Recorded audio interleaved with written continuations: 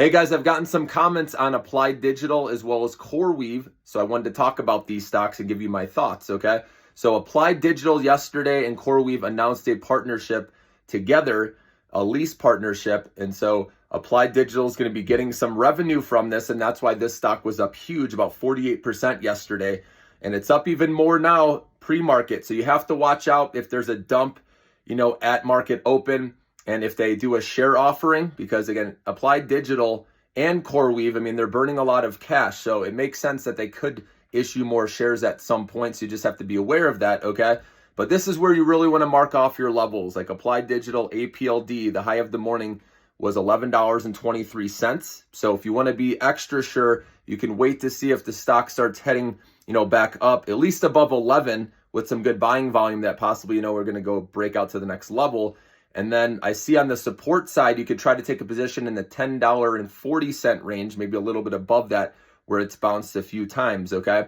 So, and then you could set your stop loss in the 9s or wherever you want to put that, okay?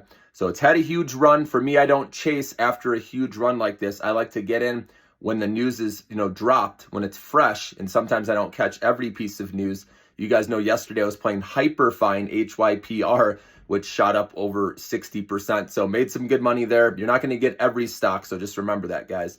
And sometimes you miss the news, right? Even I do sometimes, okay?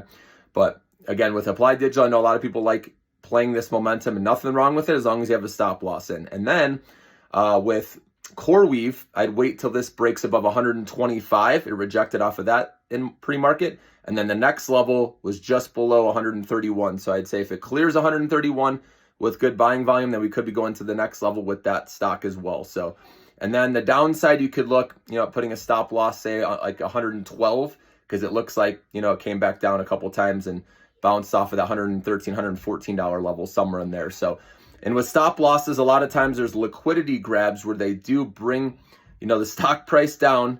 They get people stopped out and then they rip it higher. So you have to kind of go lower than you normally would with your stop losses.